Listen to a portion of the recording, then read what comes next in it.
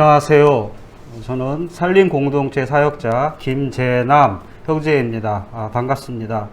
오늘 이 시간엔 저의 간증을 함께 나누려 합니다.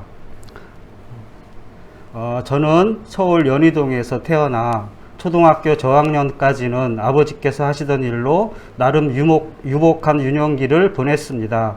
저희 아버지는 건설에 필요한 것들, 즉 벽돌이나 기와 등을 만들고 건설에 필요한 모래, 자재 등을 공급하는 일을 하시며 제법 큰 돈을 버셨기에 경제적으로 어려움은 없었습니다. 그리고 저의 기억에 남는 작은 행복은 저희 아버지 공장에서 일을 하시던 삼촌이라고 부르는 분들이 몇 분 계셨습니다. 그래서 삼촌들이 어디선가 모래를 트럭에 싣고 오면 공장 주변에서 놀던 저는 그 트럭을 향해 달려가곤 했습니다. 달려간 이유는 싣고 온 모래 속에는 꽤 많은 조개들이 섞여 있었기 때문이었습니다. 그럼 이 조개를 삼촌들이 연탄불에 구워 주셨거든요. 지금도 그때 먹은 조개 맛은 잊을 수가 없습니다. 그렇게 저는 아버지와 어머니의 수고하심으로 행복한 가정에서 자라날 수 있었습니다. 하지만 이 행복은 제가 초등학교를 졸업할 무렵 끝이 나고 말았습니다. 그리고 이때부터 저에겐 힘든 날이 시작되었습니다. 아버지께서 하시던 사업이 잘못되어지는 바람에 저희 가족은 모든 것을 잃고 달동네 맨 꼭대기에 있는 정말 건드리면 무너질 듯한 단장이 있는 허름한 집으로 이사를 가게 되었습니다. 아니, 집이 아닌 단칸방으로 간 것입니다. 저를 포함 5 식구가 살기에는 너무나 비좁은 방이었습니다. 그러나 산 꼭대기의 달동네, 그리고 비좁은 방보다 더 고통스러웠던 것은 사업 실패로 괴로워하시던 아버지께서 술에 의지를 하시며 어머니를 힘들게 하시는 것이었습니다. 아버지가 술에 취하여서 오시는 날이면 그 날은 어머니는 물론 저와 2 동생들 모두 아버지가 잠이 드시는 새벽녘까지는 잠을 잘 수 없었습니다. 그리고 어떤 날은 어머니와 함께 술에 많이 취하신 아버지를 저희 옆집에 있던 리어카를 빌려 태우시고 어머니가 앞에서 끌고 뒤에서는 어렸던 제가 밀며 힘겹게 언덕을 요리조리 올라오던 기억도 있습니다. 어떻게 보면 제 인생에 찾아온 첫 번째로 다가온 고통의 시간이었습니다. 이렇게 저의 유년기는 지나가고 있었습니다. 그리고 오랜 시간이 지나지 않아 다행스럽게도 저희 아버지가 다시 회복이 되시고 또 작은 일을 하시며 저희 가정은 조금씩 안정이 되어 갔습니다. 또 큰 집으로 다시 조금 큰 집으로 옮겨가며 제가 고등학교를 졸업할 때까지 풍족한 삶은 아니었지만 회복된 가정에서 그런대로 평안한 삶을 이어갈 수 있었습니다. 그리고 고등학교를 졸업과 동시에 저는 돈을 빨리 벌고 싶은 마음에 사회에 뛰어들었습니다. 직장을 다니며 큰 문제 없이 평범한 생활을 이어지던 중 제가 20살이 막 될 무렵의 저희 인생에서 2번째 고통과 아픔이 찾아왔습니다. 너무나 소심하고 겁이 많던 저는 사회생활을 하면서도 혼자 시간을 보내거나 조용히 술 한잔 하며 회사 쉬는 날을 보내곤 했습니다. 그리고 여느 때와 같이 혼자 술을 마시던 어느 날 정말 끔찍한 일이 터지고 만 것입니다. 지금 기억으로는 40대 정도의 아저씨였습니다. 조용히 제 옆으로 오더니 함께 한잔 하자고 하며 매우 친근하게 다가왔습니다. 그렇게 자리를 함께하고 한 잔, 2잔 오가는 가운데 꽤 오랜 시간이 지났습니다. 저는 버스가 끊어질 때가 되어서 그만 가봐야 한다고 하니 자신이 여관을 잡을 테니 술이나 한 잔 더 하면서 이야기나 나누자고 했습니다. 저는 정말 다정한 모습에 좋은 사람 같아서 어떤 의심도 없이 따라가게 되었습니다. 그리고 여관방 안으로 들어서고 10여 분이 지나자 갑자기 돌변해 저를 강압적인 힘으로 제압을 당한 상태에서 성폭행을 당하게 된 것입니다.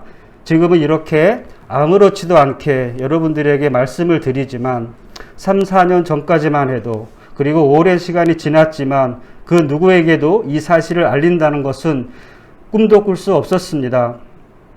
마치 제가 뭔가 죄를 지은 것 같은 죄책감으로 그 누구에게도 말할 수 없었습니다. 이때는 지금처럼 성폭행에 대한 관념도 없었고 더욱이 동성 간에 발생된 성폭행은 무지할 정도였습니다. 이런 이유로 혼자 가슴에 안고 살아가야 했습니다. 그러나 지금은 성폭행의 아픈 기억들은 다 잊었습니다. 치유가 되었습니다. 못 믿으실 수도 있겠지만 이 아픔이 치유가 된 것은 저의 노력 때문이 아닌 하나님께서 저를 만나 주시고 하나님의 사랑을 알게 해 주셔서 그 가운데 온전히 하나님의 일방적인 은혜로 치유가 된 것입니다. 하나님께 감사하며 하나님을 찬양합니다. 이어서 말씀을 드리면 그러한 고통을 끌어안고 살아가던 어느 날 한 동네에 살던 선배님을 오랜만에 만나게 되었습니다. 반가움에 커피를 마시며 이런저런 이야기를 나누던 중 한 가지 저에게 제안을 하는 것이었습니다. 자신이 지금 추진하고 있는 작은 사업이 하나 있는데 함께 해보자는 것이었습니다. 너무나 세상 물정 모르던 저는 그 선배의 달콤한 말에 넘어가 깊은 생각 없이 함께 하자고 한 것입니다. 그렇게 시작하게 된 것이 중고 가전제품 매장이었습니다. 한 달, 두 달 매장을 운영하며 큰 돈은 벌 수 없었지만 매장 운영을 해 나아가는데 문제만 안 된다면 괜찮을 것이라는 희망을 안고 운영을 해 나아갔습니다. 그러던 어느 날 제가 개인적인 일로 매장을 3, 4일 비우게 되는 일이 있었습니다. 그래서 볼일을 마치고 이른 아침 매장을 나왔는데 매장한 제품이 하나도 남아있지 않았습니다. 어찌된 일인지 속이 타들어가는 심정으로 함께하던 선배에게 전화를 했는데 연결이 되지 않는 것이었습니다. 몇 번이고 전화를 걸어보아도 통화를 할 수 없었습니다. 그렇게 몇 시간이 흐르고 난 뒤 저는 누군가에게서 제가 사기를 당한 것 같다는 이야기를 듣게 된 것입니다. 그렇습니다. 저는 사기를 당한 것입니다. 사기를 당한 금액을 전부 합치면 3억 가까이 될 것입니다. 액수가 작다고 생각하는 분들도 계시겠지만 젊은 저에겐 큰 돈이었습니다. 하늘이 무너지고 더 이상 살아가야 할 이유가 없겠다는 생각이 몰려왔습니다. 하지만 그래도 빚진 것은 갚아야 하겠기에 돈이 되는 일이라면 가리지 않고 이 일 저 일을 하며 조금씩 갚아 나갔습니다. 염치가 없는 것이지만 부모님께서도 빚을 갚는데 어느 정도는 도와주셨습니다. 그렇지만 이자에 이자가 붙고 사채와 비슷한 돈을 끌어다 썼기에 더욱 불어나는 이자를 감당할 수 없었습니다. 이러한 이유로 저는 모든 것을 포기하고 거리로 나오게 된 것입니다. 그리고 이때부터 저의 노숙 생활이 시작된 것입니다. 처음엔 조금 준비한 돈으로 며칠은 먹고 자는 문제는 해결이 되었지만 제 수중에 있던 돈이 전부 떨어지니 정말 오갈 데 없는 춥고 배고픈 완전한 거짓거리였습니다. 저녁이 되면 지하도를 찾아 종이 박스를 대충 깔고 잠을 청하고 아침이 되면 밤새 추위했던 몸을 녹이기 위해 한적한 공원을 찾아 따스하게 비추는 햇살에 온기를 느끼며 그렇게 저의 하루하루의 삶이 이어져 갔습니다. 그렇게 며칠 또 한 달, 두 달이 지나갈 무렵 저는 더 이상 살아 있어야 하는 이유가 없음을 알고 한강을 향해 걸어갔습니다. 네, 죽기 위해서입니다. 하지만 죽을 용기도 없던 겁 많은 저였기에 죽을 수도 없었습니다. 저는 다시 무거운 마음과 두 다리로 서울역 부근까지 터벅터벅 걸어오게 되었습니다. 서울역 가까이 이를 때쯤 길가 한쪽에 서 있던 작은 입간판이 저의 눈에 들어왔습니다. 그리고 간판에는 자살 예방 상담소란 글씨가 적혀 있었습니다. 눈을 돌려 간판 위를 보니 작은 교회가 보였습니다. 아주 허름한 작은 교회였습니다. 모든 것을 잃은 저는 자살이라는 것과 또 잘 모르던 하나님이란 두 가지가 저의 발걸음을 좁디 좁은 2층의 교회의 계단을 오르게 하였습니다. 옛날 시골집 방문에나 붙어있을 신문지가 창호지를 대신한 작은 문을 두드리니 두툼한 안경을 쓰신 연세 지긋한 한 분이 나오셨습니다. 어떻게 왔냐고 물으시기에 저는 저의 지난 날과 그리고 오늘 죽으려 한강에 갔지만 죽지 못하고 다시 오는 길에 이 작은 교회가 보여서 들어오게 되었다고 말씀을 드리니 제 손을 꼭 잡아주시며 잘 왔다고 하며 반겨주셨습니다. 이분은 교회 목사님이셨습니다.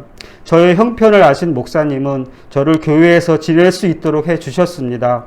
교회에서 생활하며 아침, 저녁으로 예배를 드리고 틈틈이 성경 공부를 하며 하나님에 대한 궁금증이 깊어갔습니다. 그런데 하나님을 더 알고 싶어 하던 저의 생각과는 달리 교회는 운영을 할 수 없을 정도로 힘들어지며 끝내 교회를 닫아야 하는 상황에 이르게 되었습니다.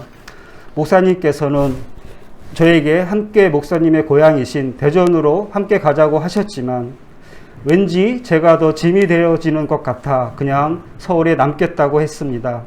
또 다시 혼자가 된 저는 목사님에게서 선물 받은 성경과 옷가지 몇 벌을 가방에 넣고 서울역 광장으로 가게 되었습니다. 지금은 덜 하지만 이 당시 아마도 저희 기억으로는 2005-6년 때일 것입니다. 이때는 서울역 광장에서 노숙을 하던 사람들이 참 많았습니다. 삶의 버거움으로 거리에 나온 분들은 희망도 소망도 없었기에 매일 술에 의지해야 했습니다. 저 또한 마찬가지였습니다. 노숙을 하다 보면 그 가운데 마음이 맞는 사람들끼리 모이게 됩니다. 이렇게 모이면 그 자리가 술자리가 되는 것입니다. 그리고 술에 취하면 술을 마시던 그 자리에 그대로 드러누워 잠을 자게 됩니다. 그리고 잠을 자다가도 또 다른 노숙인이 와서 술이 깨지도 않았는데 다시 술을 마시게 되는 경우가 많았습니다. 그러던 어느 날 술에 취해 자고 있는 저를 누군가 깨우는 것이었습니다. 5, 60대로 보이는 남자였는데 제 옆에 앉더니 저에게 혹시 일하고 싶지 않느냐 하며 자기랑 같이 가면 숙식이 가능하고 돈도 많이 벌 수 있는 곳이 있다는 것이었습니다. 그러면서 밥은 먹었냐? 안 먹었으면 사줄 테니 같이 식당을 가자라고 했습니다. 며칠을 굶은 저는 배고픔에 순순히 식당으로 들어갔습니다. 저에게 밥을 시켜주고는 자기는 일을 할 사람이 더 있나 보려 한 바퀴 더 돌고 온다는 것이었습니다. 그리고 아저씨가 나가자 사장님인지 종업원인지 모를 한 아주머니께서 제게 오더니 빨리 도망가라는 것이었습니다. 저 사람들 나쁜 사람들이라는 것입니다. 저는 아주머니의 말을 듣고 몇 숟가락 허겁지겁 입에 넣은 후 식당을 나와 어디론가 달려갔습니다. 나중에 안 사실은 그 사람은 외딴 섬의 멸치잡이나 양식장 같은 곳에 임금도 안 주고 감금한 채 일을 시키는 그런 나쁜 곳에 사람을 연결해주는 중간책이라는 것이었습니다. 그래서 저는 서울역을 떠나 다른 곳 영등포역과 청량리역 주변을 배회하며 또 노숙인 쉼터를 전전해야 했습니다. 이렇게 아무 소망 없는 시간들을 보내며 또 소중한 세월을 허비하며 그냥 죽어버렸으면 좋겠다는 마음만으로 제 몸뚱이를 길바닥에 내던진 채 술에 의지해 생명을 부지하는 존재였습니다. 술에 취하면 길바닥이든 사람들이 많이 오가는 도심 한복판이든 흙탕물 위든 아무 곳이나 누워 자는 개였습니다. 누가 지나가다 먹을 것을 던져주면 좋아하는 개와 똑같았습니다. 그런데 이상하게도 이런 개와 같은 저의 모습이었지만 저의 가방 안에는 다른 것들은 다 잃어버려도 성경은 항상 있었고 또 밥을 주는 교회든 주지 않는 교회든 어찌됐든 교회를 찾아가 성경을 보고 말씀을 듣는 것이 저에게는 기쁜 것이었습니다. 성경을 보면 저도 모르는 어떠한 소망이 절망적이라고 스스로 생각하던 제 마음을 뜨겁게 바꾸어 주셨습니다. 또 거리 한 모퉁이서 무료로 급식하는 밥과 국이 담긴 밥그릇을 들고 먹으며 어떤 비 오는 날이면 그 비를 맞으며 밥그릇 안에 있는 것이 국인지 빗물인지 모를 밥을 먹으면서도 하나님 말씀을 떠올리면 그냥 이렇게 불편하고 좋은 음식이 아니어도 먹을 수 있음에 감사했습니다. 비록 가진 것 없는 노숙인이었고 의지할 수 있는 사람 없었어도 작은 소망을 붙잡고 살 수 있었던 것은 하나님의 은혜였음을 고백합니다. 그리고 하나님의 은혜로 저는 소외계층과 노숙인과의 만남과 나눔과 또 기도하는 사역자가 되었습니다. Pray for You 사역을 혼자 하시던 지금의 저희 손은식 목사님을 제가 노숙을 할 당시 종각 주변에 있는 작은 공원에서 처음 만난 것입니다. 하나님께서 만나게 해 주셨습니다. 이렇게 저와 또 다른 저와 같은 형편에 놓여있던 형제들 한 사람 한 사람이 모여 지금의 살림 공동체가 세워진 것입니다. 제가 처음 사역을 할 당시엔 정말 힘들었습니다. 육체적으로 힘든 것이 아니었습니다. 앞에서도 말씀을 드렸지만 저는 술에 취하면 개가 되는 것을 함께 노숙을 했던 분들은 다 아는 사실이기에 제가 간식을 드리고 기도를 하려면 간혹 무시를 당하는 경우가 종종 있었습니다. 저런 놈이 무슨 사역을 한다고 웃기시네 하며 비아냥거렸기 때문입니다. 하지만 하나님의 역사하심은 놀랍습니다. 한 번, 두 번, 그리고 몇 번을 계속해서 만나고 나누고 기도를 하니 이전에 놀리던 분들이 오히려 제게 멀리서 보이면 먼저 달려와주고 인사를 하며 저를 응원해 주었습니다. 그리고 1년 또 2년 시간이 흐르고 벌써 사역을 한 지 5년째가 되어가고 있습니다. 물론 저 또한 너무나 부족하기에 사역자로 세워졌지만 중간중간 넘어져 방황을 할 때도 있었습니다. 그렇지만 하나님께 감사함은 사랑하시는 자를 끝까지 사랑해 주시는 그 은혜 안에서 제가 다시 일어설 수 있는 힘이 되어 주신 하나님이 계셨기에 지금 이 자리에서 저의 간증을 나눌 수 있는 것입니다. 현재 저는 살림 공동체에서 형제들과 함께 참 기쁨으로 사역을 하며 정말 친형제, 가족보다 더욱 친밀하게 생활하고 있습니다. 이제 저의 소망은 아무 자격 없는 저를 살펴주시고 돌보아 주신 하나님께 감사하며 지금 하고 있는 이 귀한 사역을 하나님께서 제게 허락하신 시간 동안 기쁨으로 감당하며 하나님께 영광을 올려지는 제가 되기를 소망합니다. 마지막으로 저의 고백의 말씀을 나눕니다. 갈라디아서 2장 20절 하나님의 말씀입니다. 내가 그리스도와 함께 십자가에 못 박혔나니 그런즉 이제는 내가 사는 것이 아니요 오직 내 안에 그리스도께서 사시는 것이라. 이제 내가 육체 가운데 사는 것은 나를 사랑하사 나를 위하여 자기 자신을 버리신 하나님의 아들을 믿는 믿음 안에서 사는 것이라. 아멘. 감사합니다.